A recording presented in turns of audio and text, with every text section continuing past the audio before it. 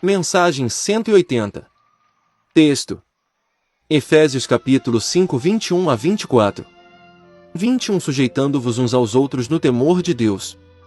22 Vós, mulheres, sujeitais-vos a vossos maridos, como ao Senhor.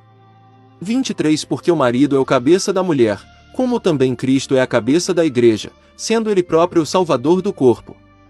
24 De sorte que, assim como a igreja está sujeita a Cristo, assim também as mulheres sejam em tudo sujeitas a seus maridos. Tema: são os deveres mútuos do marido e da esposa.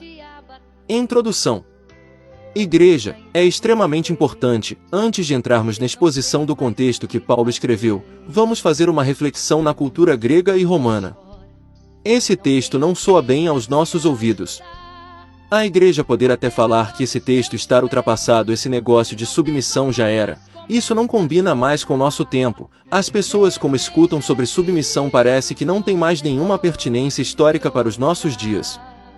Alguns acusam Paulo de ser machista, de não valorizar as mulheres, que não dar o devido valor ao elemento feminino. Vamos entender a profundidade, a sublimidade e o aspecto, por que não dizer, é revolucionário do que Paulo está ensinando, a não ser que entendamos o contexto histórico em que Paulo escreve esse tempo, e talvez outros problemas da civilização antiga mais graves, e era o pequeno valor o que era dado às mulheres, e as mulheres na época antiga não eram consideradas como pessoas, mas como objetos, como propriedade dos pais quando solteiras, como propriedade dos maridos depois de casadas. Eu quero olhar isso pelo menos em dois aspectos. Em primeiro lugar, dentro das culturas judaica e romana. Infelizmente, um baixo conceito do valor feminino. Para vocês terem uma ideia, os judeus faziam uma das orações matinais era: Deus, eu te dou graças porque não me fez uma mulher, nem um escravo. As mulheres no contexto judaico não tinham direitos legais, elas eram propriedade do pai ou do marido. Quando a igreja cristã nasceu no primeiro século, o divórcio era fácil pela influência da escola judaica.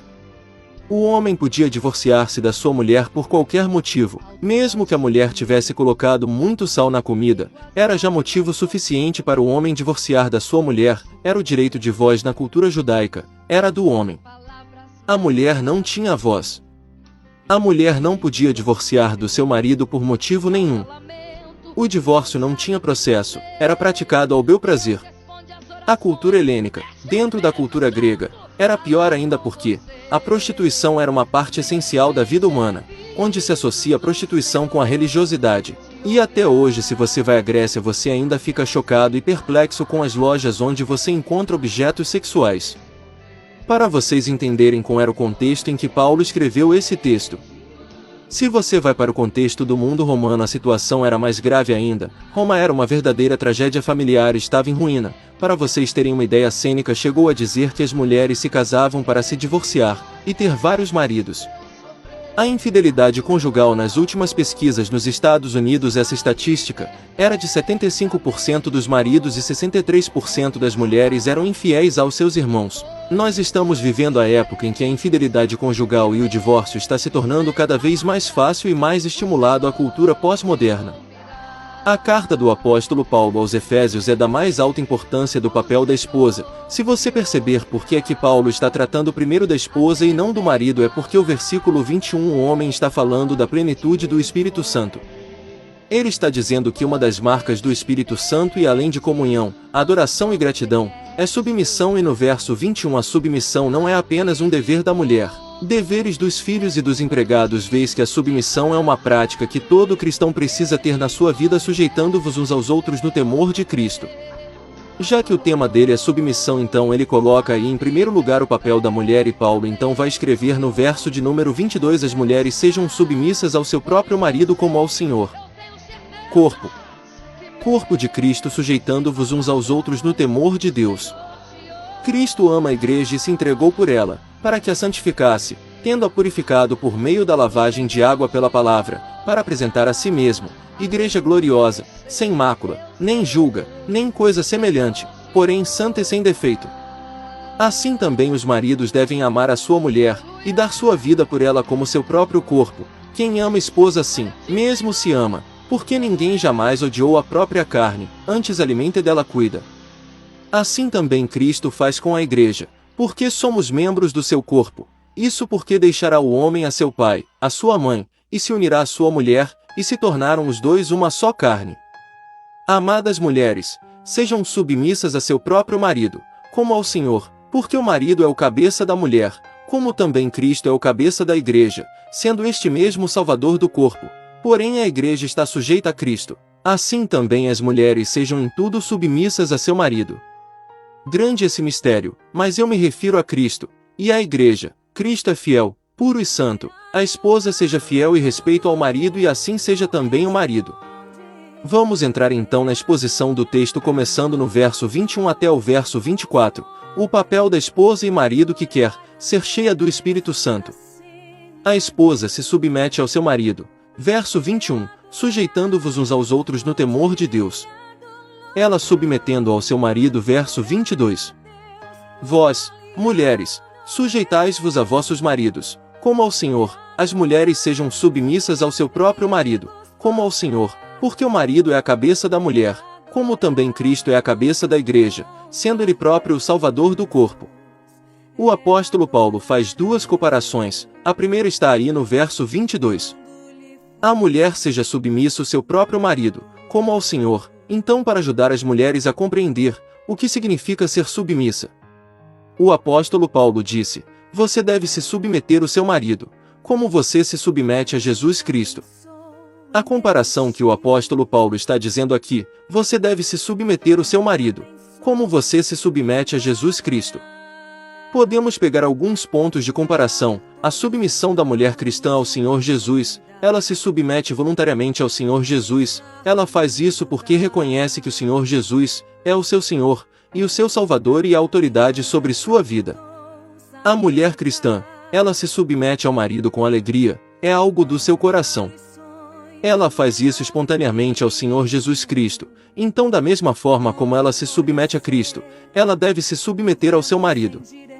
Como ela faz isso? Voluntariamente, prazerosamente, com alegria, como parte da sua devoção a Jesus Cristo, como parte da sua religião. A mulher cristã se submete ao seu marido, porque a comparação que é colocada aqui é exatamente essa, ela se submete ao seu marido, como ela se submete ao Senhor Jesus Cristo. Então essa comparação que o apóstolo Paulo coloca aqui, está certa. A segunda comparação, do apóstolo Paulo, diz no verso 24. De sorte que, assim como a igreja está sujeita a Cristo, assim também as mulheres sejam em tudo sujeitas a seus maridos.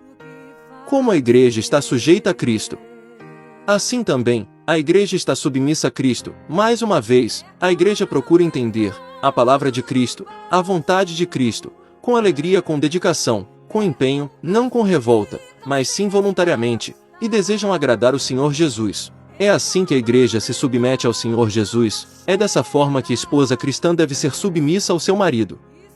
Por isso, jovens, as jovens, vocês querem se casar, escolham alguém que vocês olham e dizem assim, vai ser fácil me submeter a esse príncipe ou a essa princesa. Não é assim, se já tem problema antes, saiba que vocês não precisam se casar para ser feliz. Eu acredito que tem muita gente que seria muito mais feliz se tivesse ficado solteiro. Talvez porque não entendeu direito o que é o casamento. Veja que a Bíblia diz, para a esposa cristã, ela tem que se sujeitar ao marido, como a igreja está sujeita a Cristo, e como ela se submete ao Senhor Jesus, como parte da sua devoção. O limite, já temos duas comparações, já mostrei as duas e um limite que aparece no final do verso 24 como a igreja está sujeita a Cristo, assim também as mulheres sejam em tudo submissas ao seu marido. Quando o apóstolo Paulo está dizendo, em tudo, ele está pressupondo que isso aqui é um casamento cristão, em que o marido não vai impor à sua esposa nada que não seja de acordo com a palavra de Deus. Paulo não está aqui pensando no marido imoral, no marido impuro, no marido infiel, no marido violento.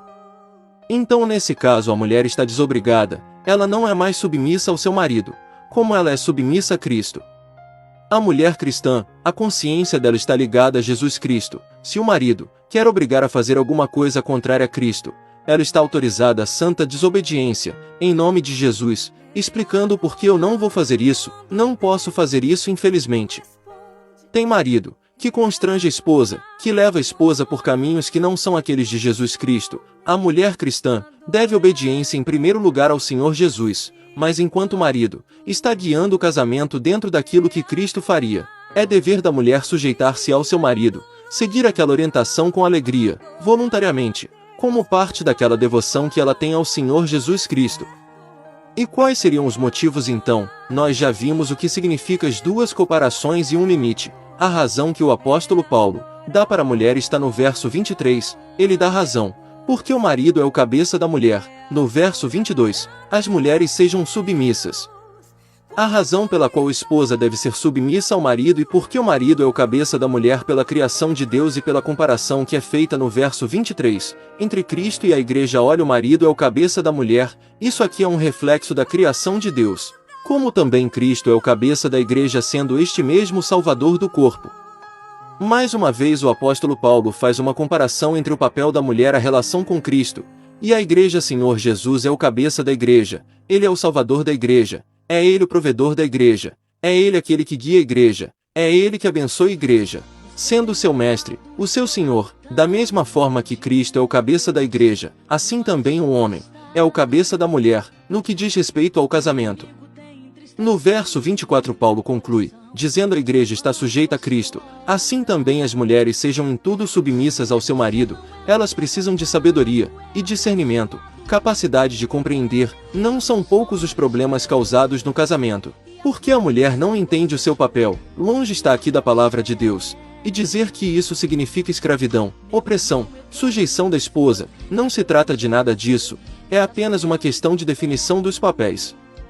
O homem não é mais do que a mulher, ambos foram criados à imagem e semelhança de Deus, mas Deus nos criou com funções distintas. E se você, irmã, não está pronta a reconhecer isso, é melhor não casar, deve entender isso. Essa é a função que Deus determinou. Se você está com problemas no casamento, minha irmã, antes de colocar o dedo no marido e dizer que ele é o responsável pelas crises, é melhor fazer uma análise da sua vida, e pergunta à luz da palavra de Deus: você tem cumprido esse papel de auxiliadora, e respeito de sujeição à orientação do marido enquanto ele está dentro da palavra de Deus? O casamento que faz o amor, você e sua mulher, prometeu diante de Deus, e diante do povo, que você ama na dor, e ama na doença, ama na necessidade. Você estaria com ela e cuidaria dela. Então é esse o tipo de amor que a Bíblia diz. É uma ordem bíblica para isso: ame a sua mulher. Você tem que cuidar da sua mulher, porque cuidar da sua mulher é cuidar de você, é cuidar do seu próprio corpo, porque são uma só carne. O que você faz com ela, está fazendo com você. Então Paulo fez duas referências para o amor. Você tem que amar sua mulher como Cristo ama a igreja, e como você ama você mesmo. Agora é evidente que um marido que primeiro não ama a si mesmo, não tem o menor respeito por si, e segundo não ama Jesus Cristo, ele não vai ter referencial para a mulher. Então, minha jovem, pense bem antes de casar, com quem você vai casar, quem você está escolhendo para se casar. A missão dele é te amar, como Cristo amou a igreja. Concluo. Paulo resumindo no verso 33, assim também vós, cada um em particular, ame a sua própria mulher como a si mesmo, e a mulher reverencie o marido. São os pilares que a palavra de Deus nos dá sobre os quais se constrói um casamento e uma família feliz e estável. Esses diferentes deveres que eu mencionei aqui, eles não significam, como eu disse, inferioridade de um e superioridade de outro, mas simplesmente duas funções diferentes. Na grande parte dos problemas que existe no casamento, é porque um dos dois não está cumprindo o seu papel, ou às vezes os dois não estão cumprindo o seu papel. O marido não está amando a mulher como deve amar, como Cristo amou a igreja, como ele ama o seu próprio corpo, e muito menos a mulher está se sujeitando a Cristo Jesus. Então eu termino aqui com a palavra de encorajamento. Primeiro lugar, as jovens, os jovens, que querem casar. Eu sempre fico tão grato a Deus, quando daqui de cima olhando para vocês, e eu vejo tão poucos jovens, na nossa igreja, que gostariam de casar. Às vezes as pessoas querem casa, porque casal faz parte da cultura. É isso que o jovem faz: ele namora, ficar noivo, terminar a faculdade, arruma um emprego, constrói uma casa, e casa. Mas eu quero que vocês olhem para o casamento de uma outra perspectiva. Eu quero que vocês olhem não como uma cultura, mas como uma instituição divina colocada por Deus, que vocês olhem esses papéis que estão aqui, e vocês vejam o que é exigido para que o casamento funcione. Isso leva vocês a escolher a sua namorada, sua noiva e sua esposa para amar. Quem ama cuida, como Jesus ama a sua igreja e cuida. Porque, depois que casar vai melhorar, não melhora, não melhora. Às vezes a pessoa ficar nessa ilusão, depois casar não melhora, só piora. Porque com quem você vai viver juntos? E aí vai aparecer mais defeito ainda, vai aparecer mais defeito ainda. Você vai descobrir que ele ronca, ela fala dormindo. Você pensar sobre isso, queria que você contemplasse uma possibilidade de fazer um apelo para a igreja. Não fico fazendo pressão nas moças que já têm uma certa idade do tipo assim. Ela vai ficar para a titia, não faça isso, não faça isso, não faça isso porque é por pressão em casa. E às vezes na igreja que a moça casa com o primeiro que aparece, porque ela não aguenta mais, porque existe o dom do celibato. A Bíblia fala com muita clareza, as jovens, os jovens que vão ser felizes solteiros e puros, é claro que vocês são muito realizados na sua solteirice. O casamento não é uma condição para você ser feliz, a sua felicidade está em outras coisas. Você vai ter que aprender a lidar mais, eu prefiro a solidão sendo essa a vontade de Deus. Você entrar num casamento sem você estar preparado para isso, não tem a capacidade para isso, vai dar problemas que a gente conhece. Para quem já teve um casamento destruído, eu não queria colocar culpa nessa noite em você. Um casamento infeliz, você tem que lembrar da misericórdia de Deus. O nosso Deus é um Deus compassivo, Ele é misericordioso, Ele é capaz de restaurar sua vida. Alguma coisa você aprendeu, com isso agora seja sábio. E seja sábio diante de Deus, não jogue o seu sofrimento fora porque tem gente que comete no segundo casamento os mesmos erros que cometeu no primeiro, vai cometer o terceiro, vai cometer no quarto. Então não jogue fora o seu sofrimento, mas aprenda o que Deus quer te ensinar, porque Deus, que nos restaura, é um Deus, que nos levanta, o Deus, que cuida de nós e não desiste dos seus filhos, mas você tem que aprender e se humilhar diante de Deus. Ora Deus, eu pequei, eu não fui uma esposa correta diante de Deus, eu não fui um marido correto diante de Deus, peço que o Senhor me perdoe, eu quero que me restaure, eu quero aprender a andar nos teus caminhos. Uma palavra para os casais, que estão passando por problemas, eu queria muito fortemente nessa noite, como pregador da palavra de Deus, vocês se orientem nisso, chegue em casa e converse à luz da palavra de Deus. Uma autocrítica é necessária, eu tenho que ser submissa ao marido, não estou sendo uma esposa cristã, peça perdão. Uma autocrítica é necessária, eu tenho que amar a minha esposa, não estou sendo um esposo cristã, peça perdão. 3 frases que vão salvar o seu casamento: eu errei, por favor me perdoe, e com a graça de Deus, nunca mais vou fazer isso. Talvez seja a hora de vocês dizerem essas 3 frases um para outro conversando olho no olho com sinceridade. Estabelecido por Deus, queremos ser cheios do Espírito Santo. Vamos começar em casa, vamos começar com o casamento, com seu relacionamento com seu marido e com a sua esposa. Por último, oremos pelas famílias e pelos casamentos. Essa é uma instituição que vem sofrendo ataques de todos os lados, e nós sabemos disso, ataques que vêm da mídia, que vêm da nossa cultura, do relativismo da nossa época, e tantos outros que atacam a família. Oremos.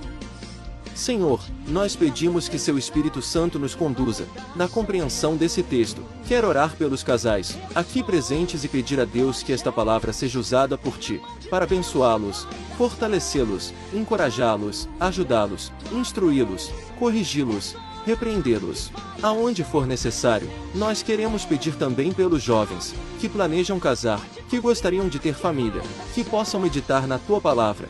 E nós pedimos ao Pai que o Espírito nos conduza nesse instante, para a nossa edificação e glória do teu nome, por amor de Jesus. Amém.